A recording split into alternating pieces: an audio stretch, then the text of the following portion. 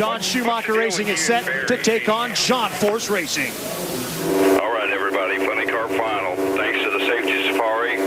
Mark, your crew down on the starting line, Summit Motorsports Park. Great job today. Okay, Race Master, Hey, good. 2 more. Guys ready? 2 more. Time to rock and roll. Fire them up! Make some noise in there, Dan. You're on TV. That was Jay Hollinger, the Division III director, up in race control. And of course, Dan Rhea. Ready for this, Mike? Dan drives his 1964 Falcon to every one of these races. Nice. Dedicated man right there for sure. First, it's Ron Capps to the water box, then John Force.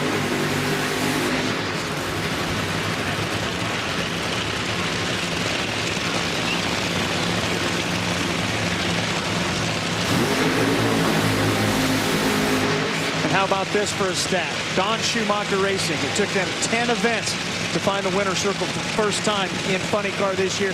Now they are looking to sweep the 4-race swing for the Don. Well, they've definitely been on a tear, and Ron Capps has been one of the cars that has. This is a good matchup in the finals. You take a look at his road to the final. Very consistent race car. Other lane, you got John Force. That car makes a lot of horsepower. We always talk about Jimmy Prock. Not afraid to go after it, but he's been racing a little bit smarter lately, trying to make sure he gets a win. He's the #2 qualifier, going to try to take out Ron Capps. We'll see if he'll be able to do it.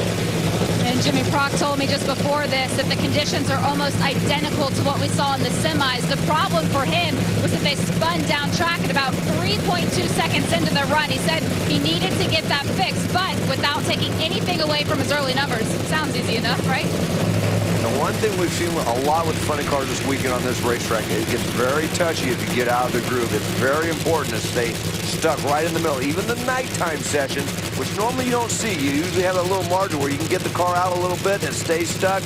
Well, not here. If you stay in the middle, it's a good racetrack. If you get off, hang on.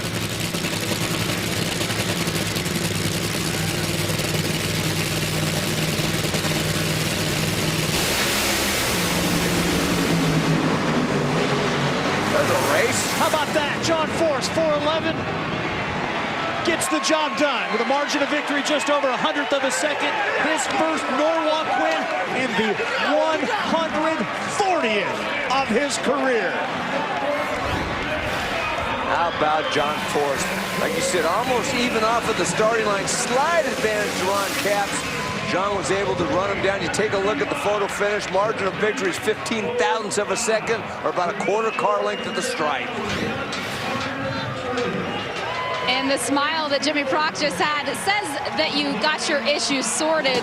How difficult was it coming into this final for you? It was. You know, we just spun a couple times down there, and we went at it a different way that time, and it looked like it worked for us. And I just want to thank all the crew guys and everything for doing a great job. You know, our cars come around here the last few races, and it's really good to get some results for it. Thanks. Congratulations. Boy, just think, Mike Dunn, how many T-shirts has John Force sold here? You've got the Night of Fire, and now he's finally got himself a Mellow Yellow national event win here for the Bader family.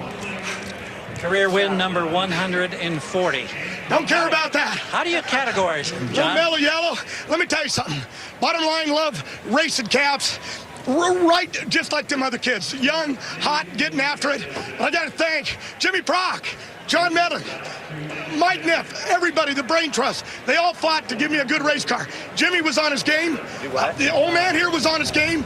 And what's really cool, Traxxas Ford, Auto Club, Brand Source, Mac Tool, Peak, Auto Club, everybody, this is what it's all about. It's a trophy.